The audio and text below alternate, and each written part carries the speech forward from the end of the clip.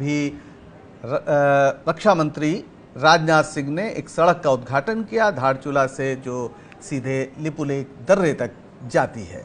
उसके बाद ये प्रदर्शन और बढ़ गए और कहा जा रहा है कि भारत ने नेपाल की जमीन पर कब्जा कर लिया है और इस मुद्दे पर भारतीय नेतृत्व बात करने को तैयार नहीं है। जेएनयू के प्रोफेसर एसडी मुनि हमारे साथ है। प्रोफेसर मुनि, ये जो बात नेपाल के तमाम नेताओं और मंत्रियों की ओर से आई है कि भाई भारत के नेता जो है या सरकार जो है वो इस मुद्दे पर बात ही नहीं करना चाहती, एड्रेस ही नहीं कर रही है, तो ये जो बिग ब्रदर एटीट्यूड का बार बार सवाल उठता रहा है कि आप मानते ही नहीं कि नेपाल की कोई हैसियत है, ये कहीं ज्यादा अपमानित करने वाली बात है। क्या सचमुच ये आरोप सही है? क्या इसमें कुछ दम लगता है आपको?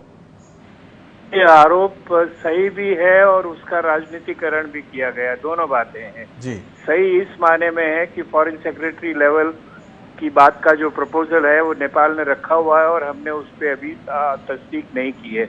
उसके अलावा मैं आपको बता दूं और भी मुद्दे हैं जिससे नेपाल बहुत नाराज है कि उन पे बातचीत नहीं हो रही है। जैसे डिमोनेटाइजेशन के वक्त में बहुत सारा पैसा नेपाल का उसमें अटक गया, उसका कोई फैसला नहीं हुआ है अभी तक। जो एमिनेंट पर्सन्स ग्रुप बना था उसकी रिपोर्ट बन गई, उस रिपोर्ट के ऊपर सरकारों की अभी कोई समीकरण नहीं बना है। तो इस तरह से नेपाल बहुत सारे मुद्दों को लेके नाराज है और जब एक मुद्दा सामने आता है तो सभी कुछ बात उस पे बिखर पड़ती है। तो ये दोनों ही बातें हैं कि एक तो हम बात नहीं कर रहे हैं इस बॉर्डर के मामले पर पिछले कुछ समय से, ये बात सही है नेपाल की, ये है कि नेपाल में इसका राजनीतिकरण किया जा रहा है, चाहे वो आंतरिक जो पार्टी में विरोध है उसकी वजह से हो या जो नेपाल का राष्ट्रवाद भारत मुखी हो गया है उसको बना दिया गया है। जैसे मैंने कहा पहले से भी होता था लेकिन 2015 से ज्यादा सशक्त हो गया है क्योंकि वो बॉर्डर में जो इकोनॉमिक ब्लॉकेड हुआ उसकी वजह से वहाँ का आम आदमी इफेक्ट हुआ और सबको लगा कि ये भारत की वजह से हम तंग हैं। तो इकोनॉमिक ब्लॉकेज जैसी जो स्मृतियां हैं वो कटुता को और नहीं गई है जी गई नहीं है और वो अंदर भरी हुई है। गोयल साहब, आपको क्या लगता है कि ये जो बात हो रही है नेपाल की ओर से कि आप बात ही नहीं कर रहे हैं, आप इस प्रॉब्लम को एड्रेस ही नहीं कर रहे हैं, क्या ऐसा नहीं लगता कि इस पूरे खित्ते में खास तौर पर चीन के पक्ष में यह बात जाती है कि नेपाल अगर भारत से दूर होता है, क्या इस पे गंभीरता से सोचने की जरूरत भारतीय सत्ता प्रतिष्ठान को नहीं है? देखिए, जैसा क्या है कि पहले आपने ही बताया और प्रोफेसर मुनि ने बताया कि यहाँ पर चीन पहले ही इस बात के लिए राजी हो चुका है कि सड़क में जो ये लिपुलेख ये भारत का हिस्सा है और वहाँ पे सड़क बननी चाहिए और काला पानी के ऊपर भी उसकी कोई ऐसी प्रतिक्रिया नहीं है।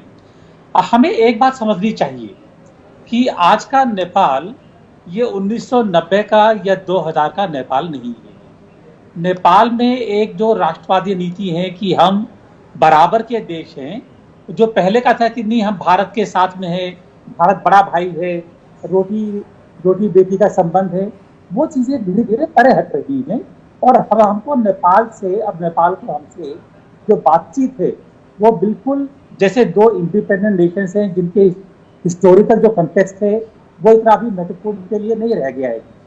तो मेरा आप जैसे काला पानी का जो है, काला पानी के बारे में बात की 2000 से पहले या 10 साल से पहले कोई बातचीत उसकी ऐसी होती भी नहीं थी। तो हमको अब ये समझ करके कि नेपाल की अपनी एक राष्ट्रवादी नीति है, उसको ध्यान में रखते हुए उनसे बात करनी पड़ेगी। चाइना का इसमें मुद्दा हमको जो है ज़्यादा नहीं उठाना चाहिए, वो इसमें जो है चाहते हैं कि आगे बढ़ेगी। दूसरी चीज़ ये है कि हमें ये एम्फेसाइज करना होगा कि जो सड़क बन रही है या बनी हुई है उसमें हमारा भी उतना ही हित है और नेपाल का भी उतना ही हित है। अगर उनको ये लगता है कि इसमें हमारा एक शेयर इंटरेस्ट है तो मेरे ख्याल है बातचीत करने में आसानी रहेगी। बिल्कुल, लेकिन बातचीत करनी पड़ेगी, उसके अलावा कोई बिल्कुल। और समस्या यही है कि भारत पर आरोप नेपाल का यही है कि बात ही हम नहीं कर रहे हैं। मनोज जी, आप पूरी स्थिति को देख रहे हैं और जिस तरीके से वहां पर यह सवाल उठ रहा है कि ये बात क्यों नहीं कर रहे हैं आप, क्या भारत सत्ता प्रतिष्ठान जो वर्तमान है वो क्या नेपाल की संप्रभुता का सम्मान नहीं करता है या नहीं करना चाहता और उसे लगता है कि ये तो हमारे छोटा भाई है, वैसे ही इसको रहना चाहिए? कोई ये एटीट्यूड की प्रॉब्लम है? ये जरूर एटीट्यूड, इसमें कोई शक नहीं है। और हमने पहले ही से देखा है, पहले कहा गया था कि हम गुड नेबर पॉलिसी कर रहे हैं, साथ साथ जो है चाहे वो पाकिस्तान हो या बांग्लादेश हो। अब हम देख रहे हैं कि ये एक नया दौर आया है जबकि हम परवाह नहीं करते। और मुनी जी ने जो है, प्रोफेसर मुनी ने लिस्ट कर दिया कई जो शिकायतें हैं नेपाल की। मुझे ये समझ नहीं आता है कि अब जैसे डिमोनेटाइजेशन का मसला था, पैसा अटका हुआ और काफी पैसा है, छोटे मुल्क के लिए काफी बड़ी रकम है, इसको क्यों नहीं बदला जा सकता है? इसमें कोई वो नहीं है। और जहां तक कि काला पानी की बात है, मैं समझता हूं, जैसे मैंने आपसे कहा कि नेपाल और भारत के जो रिश्ते हैं, एक तो ये भौगोलिक तौर से जुड़े हुए हैं, हम ज्योग्राफी से भाग नहीं सकते हैं, नेपाल भाग नहीं सकता है, ना भारत भाग सकता है। और हमारे रिश्ते इतने गहरे हैं कि कोई भी नेपाली भारत में नौकरी कर सकता है, चला आ सकता है, उसको क्लास 2 नौकरी भी उसको मिल सकती है। ऐसे रिश्ते और कोई दो मुल्कों में नहीं है जैसे भारत और नेपाल के हैं। ऐसी स्थिति में नेपाल को नाराज करना जो है, मैं समझता हूं कि ये तो मूर्खता है। इसमें थोड़ी मेहनत करनी चाहिए। और जहां तक कि काला पानी का सवाल है, मैं समझता हूं कि अगर वहां एक्सपर्ट कमेटी बनाएं, एक्सपर्ट कमेटी जाए, फर्ज करिए वो कहते हैं कि हाँ नहीं साहब ये नेपाल का इलाका है, और भी कई रास्ते हैं, आप उसको लीज कर सकते हैं, बिल्कुल उस एरिया को लीज कर सकते हैं। वहां और कुछ, वहां कोई इतनी महत्वपूर्ण कोई आर्थिक वो नहीं है, ऐसी कोई चीज नहीं है जिसकी वजह से नेपाल को खासकर उसकी जगह की जरूरत है। भारत को जरूर जरूरत है, भारत को जरूरत है।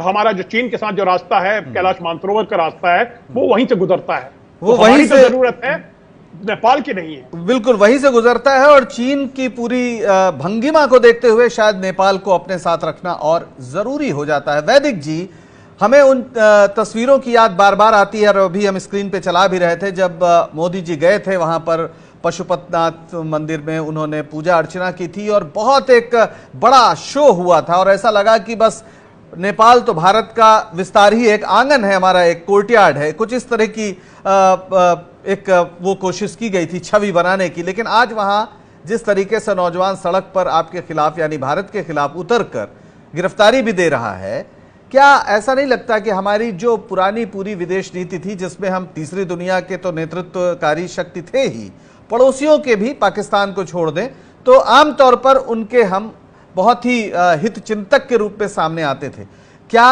हमारी अहमन्यता ने, कथित रूप से अगर मैं कहूं, जो आरोप है, उसकी वजह से हम इस स्थिति को खो चुके हैं?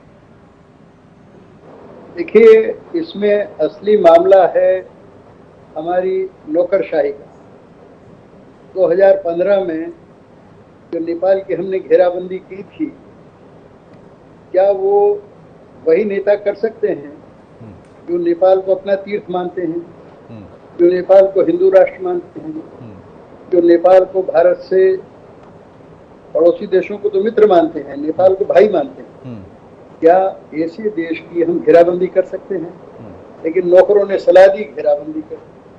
5 साल पहले जब हमारे प्रधानमंत्री और चीन के बीच समझौता हुआ था, और ये जो लिपुलेख पास है कर रहा है, उससे आने जाने का, व्यापार करने, तब नेपाल ने आपत्ति की थी और कहा था कि दोनों देशों के विदेश सचिव मिलकर आपस में बात करें। अरे भाई, बात करने में क्या बिगड़ रहा है? बात करना चाहिए ना। लेकिन हमने क्या सोचा, अरे 35 किलोमीटर का मामला है, कच्चा रास्ता है, उसको जरा मजबूत बना दें, फिर होगी बात, होगी तो होगी, नहीं तो नहीं होगी। ये ठीक नहीं है। भारत को चाहिए कि नेपाल से बात करें। और मुझे खुशी है कि हमारे विदेश मंत्रालय ने नेपाल को कहा है कि कोरोना का मामला खत्म होने दीजिए, फिर बैठ के हम बात करेंगे। लेकिन मेरा कहना है कि नौबत आई क्यों? ये नौबत आने नहीं देना चाहिए। 35 किलोमीटर का मामला है। मैं तो कहता हूँ कि भारत उसके लिए कुछ भी, अगर नेपाल बहुत ज्यादा अड़ जाए, नहीं माने बात, और ऐसा रवैया अपना ले कि जो तर्कसंगत भी नहीं लगता है भारत को, तो भी इतनी सी जमीन का तो कुछ भी फैसला हो सकता है, कुछ भी ले दे हो सकती है। बिल्कुल। और इस तरह से सीमाओं का निर्धारण होता रहा है, खास तौर पर जो देश औपनिवेशिक इतिहास से जुड़े हैं, उनके सीमाओं के निर्धारण के प्रश्न महत्वपूर्ण रहे और वही नेतृत्व इतिहास में याद किया जाता है जो बहुत शाइस्तगी से इन समस्याओं को हल करके देश को आगे बढ़ा ले जाए। और ये चुनौती आज के भारतीय नेतृत्व के सामने भी है, क्योंकि नेपाल में भारत के खिलाफ प्रदर्शन हो ये सिर्फ सुर्खियों का मामला नहीं है, बल्कि ये आपके मानस पर चोट पहुंचाने वाली बात भी हो सकती है। आप सबने इस परिचर्चा में भाग लिया, आप सबका बहुत बहुत शुक्रिया। राजनीति में आज बस इतना ही। मुझे दीजिए इजाजत और बने रहिए स्वराज एक्सप्रेस के साथ। नमस्कार।